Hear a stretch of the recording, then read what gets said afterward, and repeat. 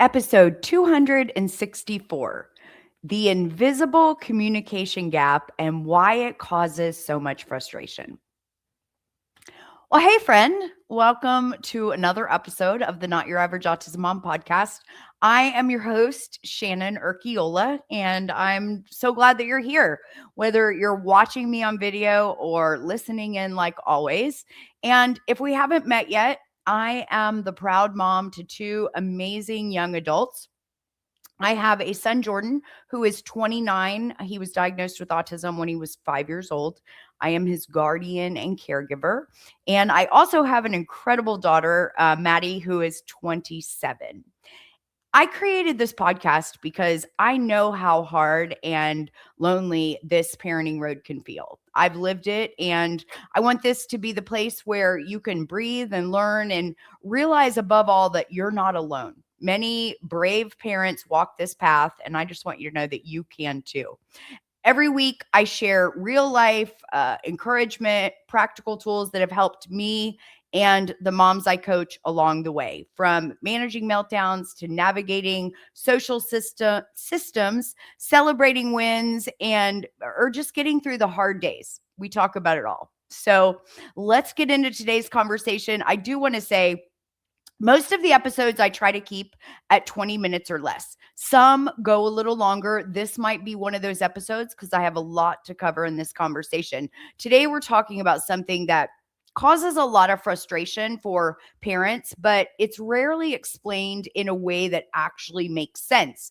And that is the idea of fact versus inference, or in simpler terms, why many autistic kids take things very literally while the rest of the world is constantly speaking in hidden meanings, hints, or assumptions.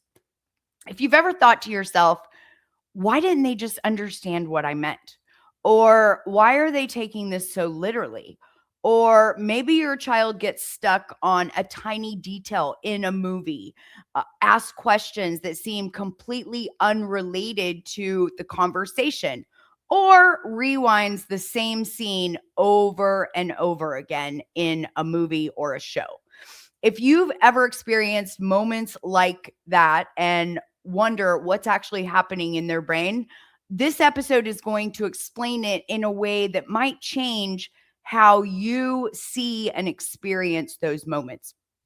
We had one of those moments not that long ago. We actually have them often here.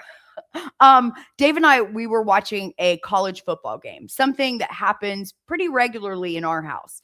And Jordan was he was sitting there with us. And let me just preference that by saying Jordan doesn't actually care about sports, but because Dave and I talk a lot about sports, he hears plenty of sports conversations in our house. So in the middle of the game, Jordan suddenly says, "Are they in the SEC?" Now, the funny thing about that is we weren't even talking about conferences. He just threw that into the conversation. And, he doesn't understand conferences or standings or any of that, but he had obviously heard that phrase before, so he used it. And then a few minutes later, he said something like, "Are the Falcons a college team?" Which was funny because we were actually talking about Braves baseball. But years ago, moments like that would have frustrated me. I might have thought, why are you asking me these questions right now? But over time, we realized something really important. Jordan wasn't trying to analyze what we were watching. He wasn't trying to break down the game. What he was doing was trying to join the conversation. He was using phrases he'd heard before because he knew they belonged in the sports conversations. And that moment connects to something really important that many parents don't realize. There is often this invisible communication gap happening between us and our kids. And once you understand that gap, so many of these everyday moments suddenly start to make sense. Well, I shouldn't say suddenly because let's be honest, Jordan is 29 and we're still connecting those dots. But one of the biggest differences between autistic, and neurotypical brains shows up in how information is processed. Most neurotypical brains are wired to automatically search for meaning in things, right? When someone says something to us, our brains immediately start scanning for clues, tone of voice, facial expressions, body language, past experiences, the situation that we're in.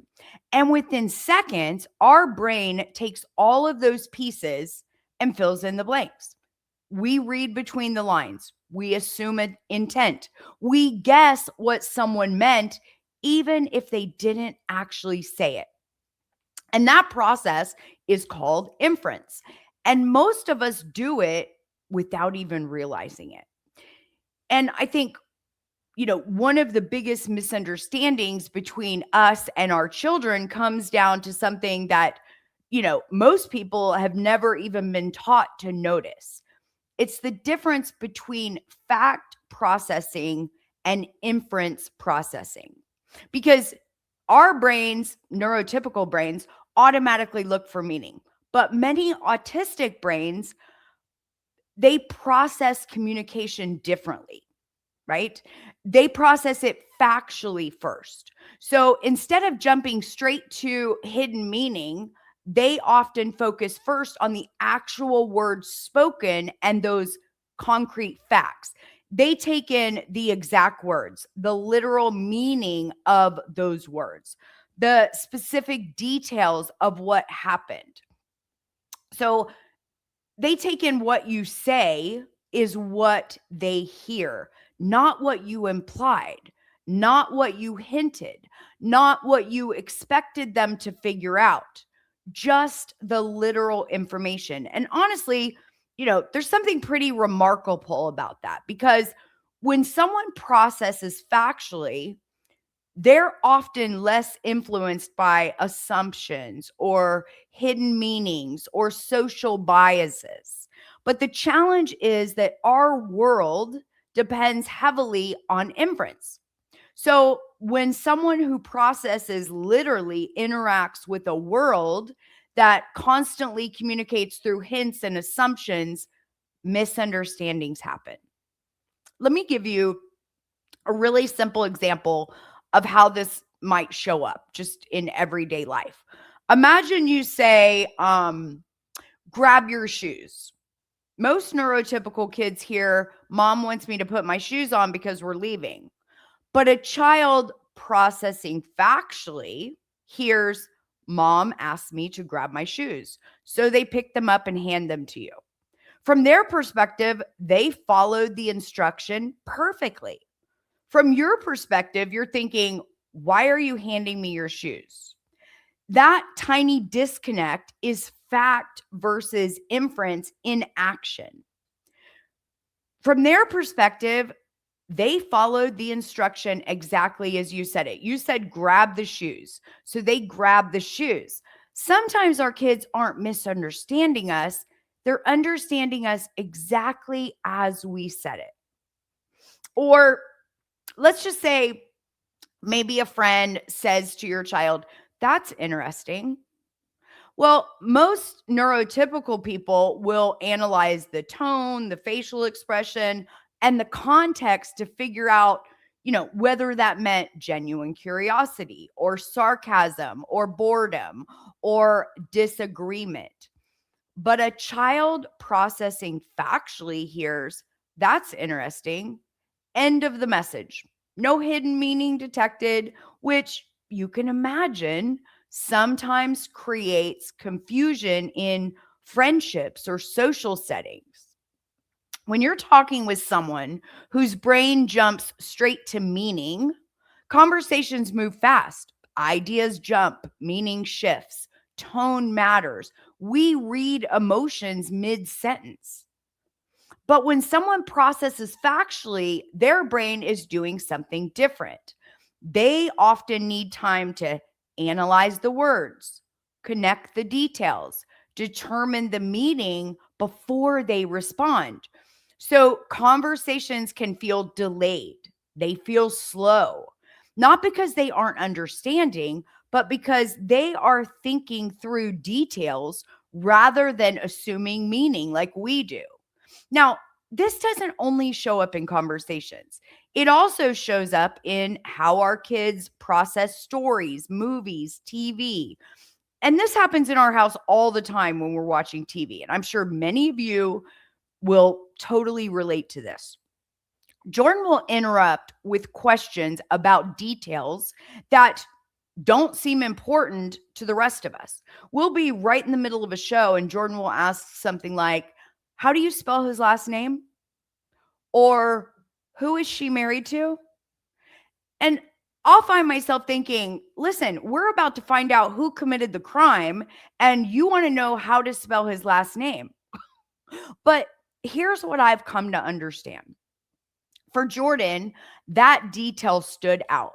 His brain noticed it, and now he can't move forward without that factual answer. He's just stuck on it.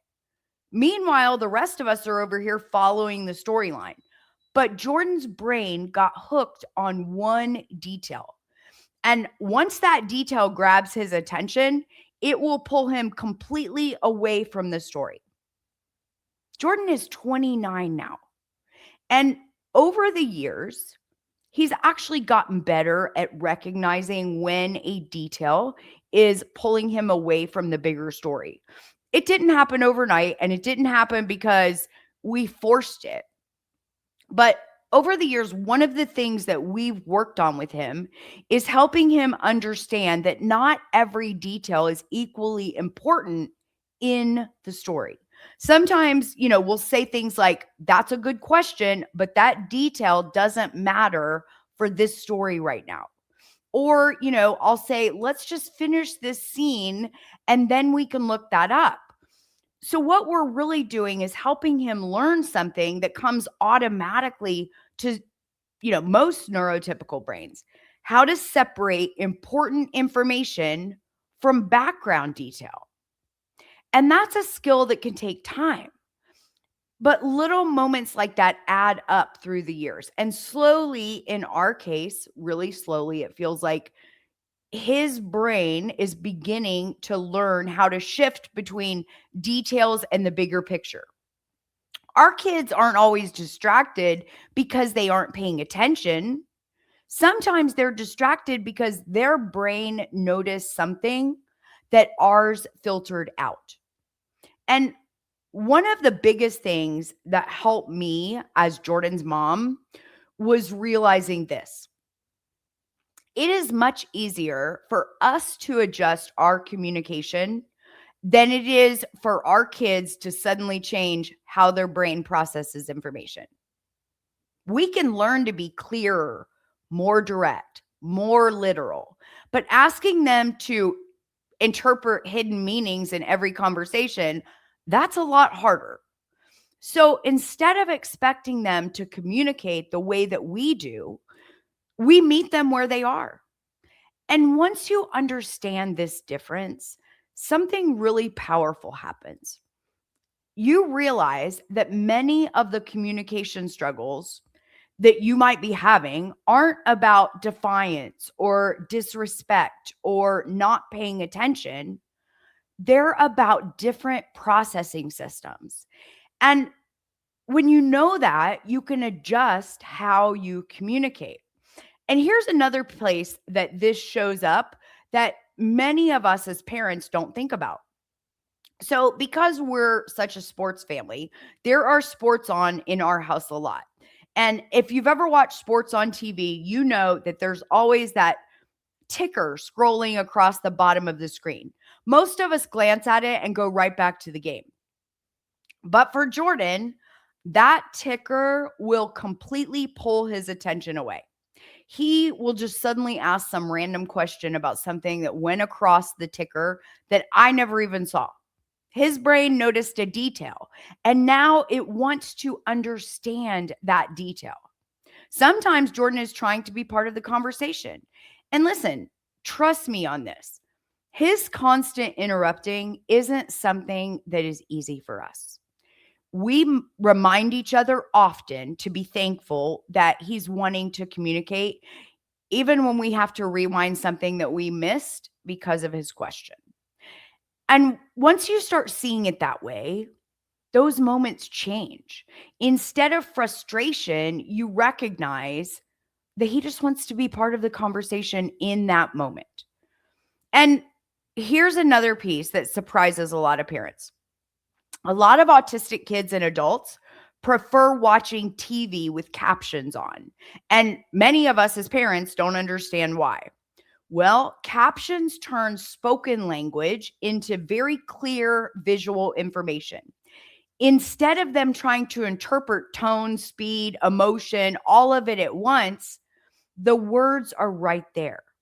And for many autistic individuals, this makes language easier to process for them. But captions can also become another detail that competes for attention. The brain might focus on reading the words instead of watching the scene. So again, it comes back to how the brain prioritizes details. And if you've ever lived with someone who loves the rewind button, another thing you might have noticed, and this definitely happens in our house, is the constant rewinding. Jordan will rewind scenes over and over again. And when he was younger, we used to joke that the rewind button on the remote was going to wear out because he rewound things so much, especially infomercials. I don't know what it was about infomercials, but he loved them. And he would rewind the same part again and again and again. Now, from the outside, that looks confusing, right? You think you just watched that part 5 times. Why are you watching it again? But when you understand how the autistic brain processes information, it actually makes a lot more sense. Often they're trying to fully understand a piece of information. Maybe they're focusing on, a specific word or a facial expression or a detail in the scene that, again, our neurotypical brain would just filter out. Maybe they're trying to understand something someone said or the way something works. And the first time they watch it, they may catch one piece of that information. The second time they watch it, they might notice something else. The third time, another detail. I will tell you, Jordan used to love the movie Daddy Daycare. And there was a scene in that movie with the guy on the porch. I can't even remember what it is now, but something with the guy on the porch and something happens to him on the porch.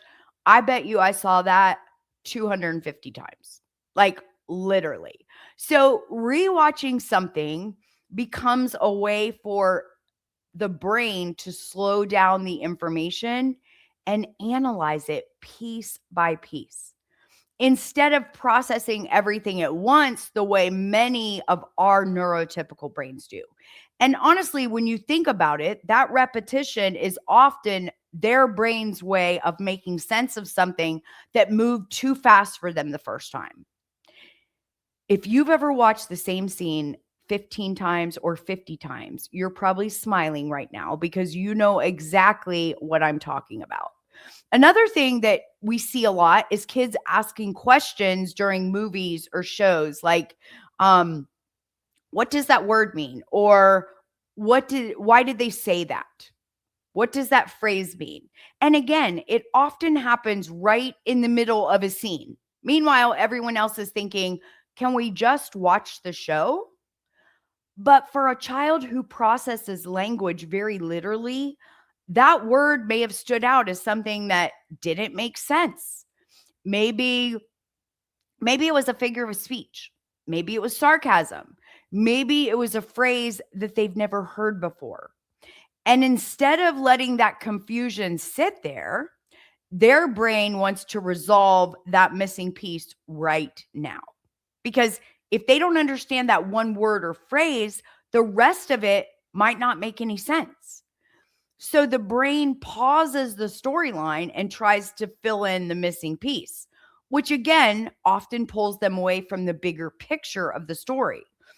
One thing I always try to remind parents is that the same brain that gets pulled into details is also the brain that can become incredibly skilled at analyzing information, noticing patterns, and remembering facts. So sometimes what looks like distraction is actually the brain doing something that it's very good at. It's just doing it in a situation where the rest of the world is focused somewhere else. And I'll tell you something else that might give you some hope if you're raising younger kids. Sometimes autistic individuals do eventually infer meaning, but it happens differently. Instead of jumping straight to meaning, they might need to review the details, analyze what was said, think through possible interpretations. That means understanding might come a few minutes later or even hours later. And that delay can be frustrating for both sides. But once you recognize the difference in processing, it makes those moments make a lot more sense. This is also why some kids pause before responding in conversations. While neurotypical brains jump straight to meaning, their autistic brains are analyzing details first and then building meaning from those details. And that process can take time. But that pause doesn't mean that they don't understand. It just means that their brain is processing differently. So if communication with your child feels confusing sometimes, it it's likely not that either one of you are doing anything wrong. You're just operating from two different processing systems. One that infers meaning and one that prioritizes facts. And the truth is, when we learn to meet our kids at the factual level, communication often becomes easier and is far less frustrating.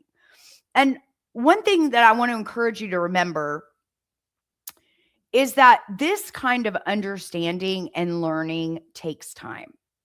Jordan didn't wake up one day suddenly understanding all of this. Trust me, we're still learning together. But what has changed over the years is that we understand each other better. We understand more about how his brain works, and he understands more about how the world around him works. And just that understanding has made communication between us so much easier than it used to be. So once you understand this difference in how communication is processed, the next question becomes, what do we actually do as parents? Well, instead of expecting your kids to interpret hidden meaning, it often works much better when you shift towards factual communication. So, what does that mean? That means saying exactly what you mean. Instead of saying, get ready, tell them to put your jacket and your shoes on and grab your backpack. We're leaving in 5 minutes. Don't rely on hints. So, many parents say things like this: wow, this room is a mess. Now, your neurotypical child likely hears, mom wants me to clean my room. But a factual process hears, mom made a statement about the room and goes on with their day because you didn't tell them you wanted them to clean their room. Another thing, instead of assuming that they understand, try saying something after you tell them to do something. All right, tell me what you're going to do next. This allows you to confirm that they heard the message, that the message landed. The fourth thing is slow the conversation down. So if your child pauses before responding, that's not a problem. That pause might be their brain organizing the details. And when you learn to give processing time, it can completely change the outcome of the conversation. And I'll just say, if you've been here for any amount of time, you already know this has been one of our biggest challenges because Jordan is a very, very, very slow processor. And me, well, you might guess, I'm the opposite. I am a very fast processor. So this is something that I work on every single day when I am communicating with him. What I will tell you is many moments that feel frustrating aren't behavioral problems. They're processing differences. Your child wasn't trying to be difficult. Their brain was simply paying attention to something that yours wasn't. One of the things autism has taught me over the years is that sometimes the world would be a much better place if more people said exactly what they meant. No guessing, no hidden meanings, no confusing signals, just honesty and clarity. And when we bring more of that into our communication with our kids, we often find that the connection between us gets stronger too. Because most of the time, they're not missing the story because they don't care. They're missing the story because their brain is busy studying the details. And once you understand that, the way you respond begins to change. Raising Jordan has taught me something I wish someone had explained to me years earlier. Sometimes they're not missing the point, they're just seeing a different part of the picture than everyone else in the room. And I want to leave you with this. Sometimes the biggest breakthrough in parenting our kids doesn't come from trying harder or doing more. Sometimes it comes from finally understanding how their brain experiences the world. Because once you understand that, so many moments that used to feel frustrating become a little easier when they start to make a whole lot more sense. So I hope that this episode has been helpful. Thank you for spending part of your day with me, whether you watched today's episode or you listened in like always. I am just super grateful that you're here. And listen, if you're tired of trying to figure this all out on your own, if you're overwhelmed, if you're exhausted, or maybe you're brand new to this autism parenting world, I want to personally invite you to head over to our website at notyouraverageautismmom.com and check out the other ways that we can help you. We help moms just like you navigate this journey that none of us planned. It's built for moms just like you. So until next week, take a deep breath, hold your head high, and above all, remember, you, mama, are doing amazing at this mom thing.